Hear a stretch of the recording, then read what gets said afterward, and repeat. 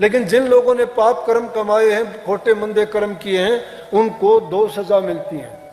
किसी जन्म में खोटे मंदे कर्म किए होंगे, उनको रस्सी से बांध के उल्टे लटका के एक एक साइकिल पर 20-20, 30 इस तरफ लटकते हैं, उस तरफ लटकते हैं, ले जाके बाहर सड़क के किनारे उनको उन लोगों के सामने उसकी गर्दन काटते हैं।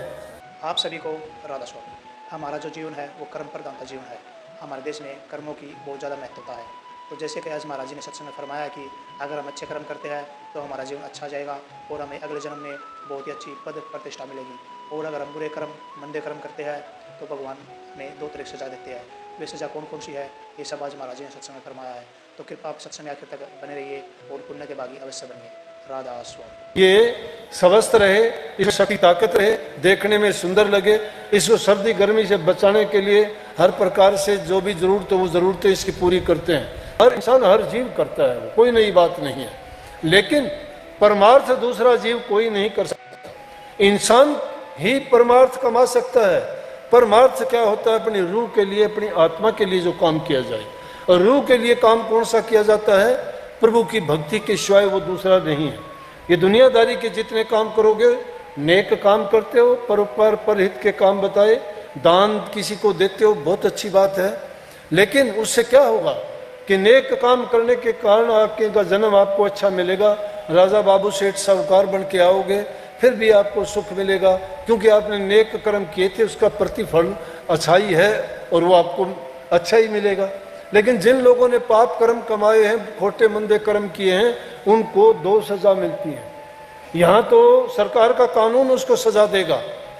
जो मानवता के विरुद्ध काम करता है, समाज के कानून के विरुद्ध काम करता है, उसको कानून सजा देगा।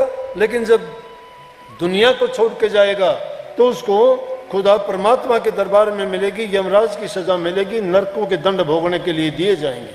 और उससे कुछ कम होंगे तो दुनिया में अगर वो भेजे भी जाएंगे, उनके अच्छे भी कर्म होंगे, बुरे भी कर्म होंगे, तो लूले, लंगड़े, अंधे, काणे और अपाहिज बन के आएंगे। जिंदगी तो इंसान की होगी, लेकिन जीवन उनका पशु से भी बदतर होगा। लेकिन इंसान समझता है, वो मौका हमें मिला हुआ है। अगर इसमें हम नहीं समझते हैं, अरे नशे विषयों में, दारू में, शराब में, कबाब में जिंदगी को बर्बाद करते हैं। ये शमशान घाट थोड़ा है। मुर्दों को तो शमशान घाट में जलाया जाता है।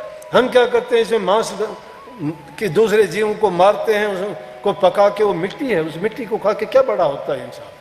प्रभु ने कितनी चीजें, और दुनिया में देखो अच्छी से अच्छी, कितनी अच्छी सब्जियां हैं, फ्रूट हैं, अच्छे अनाज हैं, दालें हैं, कितने प्रकार के उनके, अगर तुम गिनती करो तो गिनती नहीं कर सकते। उनको खाना नहीं सीखते और जीवों को मार के, जिसमें कोई सुख नहीं, कोई खुशी नहीं, कोई स्वाद नहीं, उसको क्या बड़ा बनता है? लेकिन देखा देखी का काम हो गया। अपने आप को बड़ापन दिखाते हैं, सभ्य दिखाते हैं।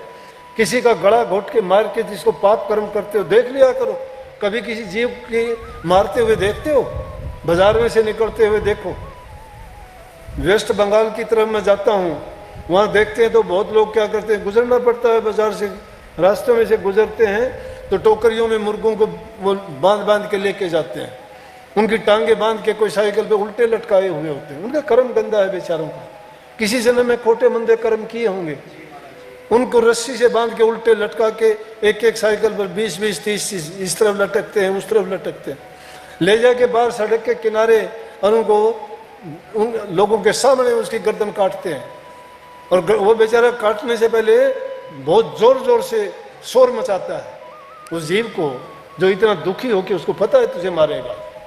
अपनी मौत को देख के वो चिल्लाता है, वो अपनी भाषा में गालियां भी देता होगा, अरे दुष्ट क्या करता है। और ऐसे ऐसे बातें हुई भी हैं। संतों ने तो, कईयों ने तो जब ऐसी हालतें देखी तो अपना जीवन ही छोड़ दिया। बड़े बड़े राजाओं ने राजकाज को तज दिया। ये जीव हिंसा सबसे बुरा पाप है।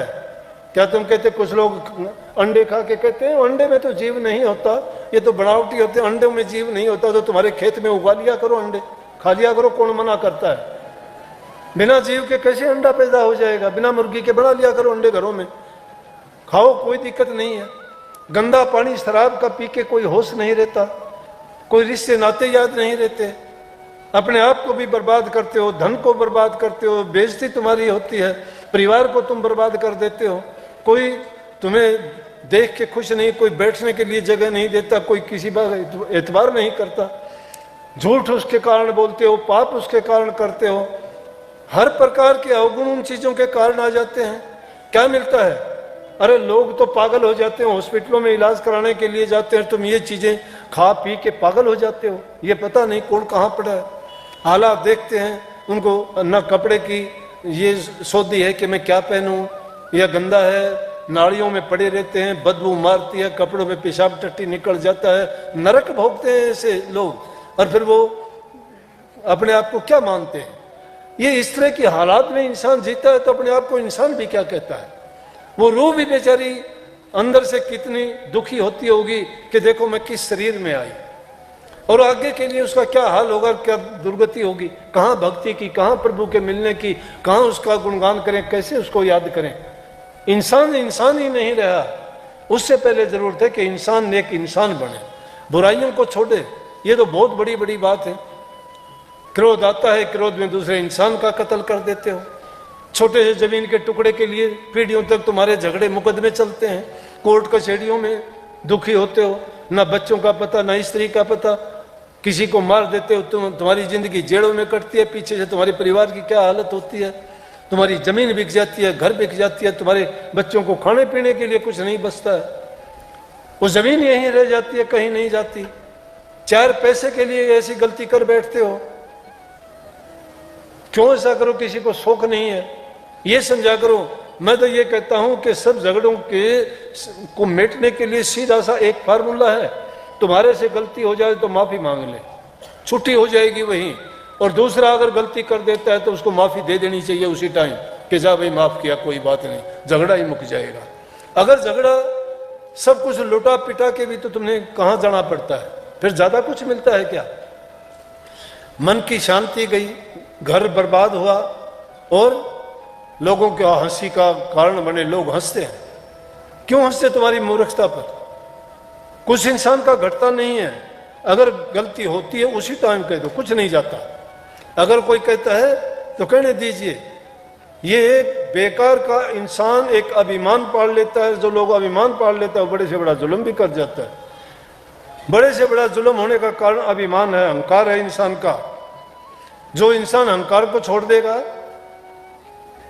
झगड़ा ही खत्म हो जाएगा। लेकिन हम तो छोटी छोटी बात के लिए तो क्रोध कर लेते हैं। काम के ऐसे हैं कि हमारे जो मन में कामना हुई वही पूरा करने की कोशिश करते हैं। लोभ इतना ज्यादा है कि हमें अपना तो सब कुछ होना चाहिए, दूसरा चाहे मर जाए, कट जाए, कुछ भी हो जाए, उसकी हालत नहीं देखते। चोर ठग लुटेरे क्या करते हैं? उसको पता है कि उस इंसान ने ये चीज कैसे जोड़ी होगी, कैसे पैसे उसने कमाए होंगे, और उनकी चीजों को चुरा ले जाते हैं, लूट ले जाते हैं। उनका भला कैसे होगा? लोभ में ऐसा करते हैं, लालच में ऐसा करते हैं, स्वार्थ में ऐसा करते हैं। लेकिन जो आदमी दूसरे का हित करना सीख जाता है वो सेवा भी करता है। सेवा दिखावे की नहीं, सेवा दिल से होती है। सेवा जो इंसान करता है उसका अभिमान चला जाता है, अभिमान नहीं होता।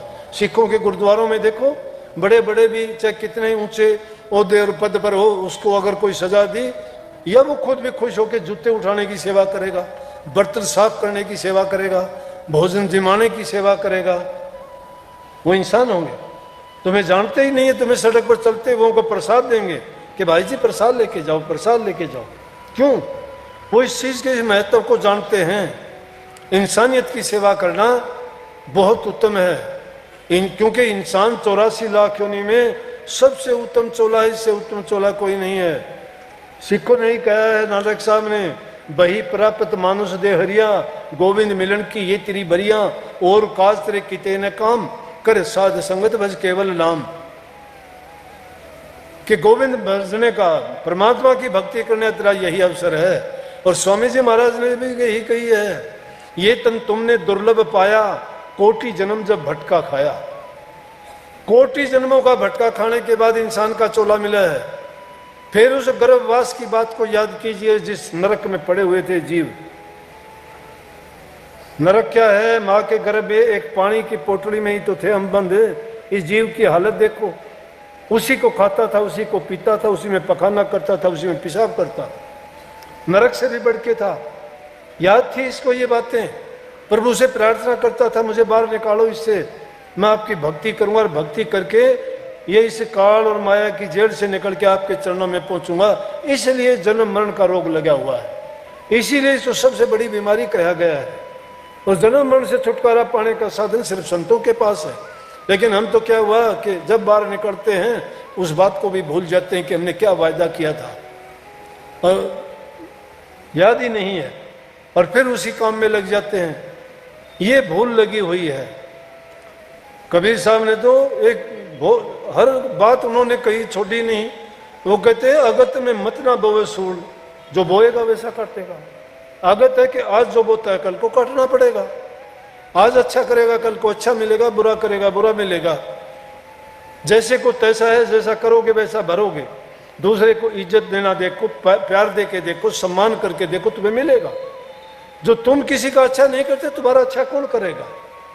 प्रकृति का नियम है, जो इंसान जैसा देगा उसको वैसा मिलेगा, कोई रोक नहीं सकता। चाहे कोई बुरा करने वाला है, कंस बुरा करना चाहता था कृष्ण जी का, लेकिन कृष्ण जी इस संसार का हित करने के लिए आए थे। वो लोगों को दुख देता था, कष्ट देता। ब्रह्म के अवतारों की एक खूबी थी कि ब्रह्म के अवतार जितने भी आए थे उन्होंने राक्षसों का संहार किया। सत्संग को पूरा सुनने के लिए बहुत बहुत धन्यवाद। कृपया आप अपने जीवन में अच्छे कर्म कीजिए, किसी गरीब की मदद कीजिए, कभी बुरे कर्म मत कीजिए, ताकि आपके जीवन में सुख शांति और आपके घर में सुख शांति आ सके। और अगर आपको महाराज जी का सत्संग अच्छा लगा तो कमेंट में राधा स्वामी लिखकर पुण्य भागी अवश्य बनिए। राधा स्वामी।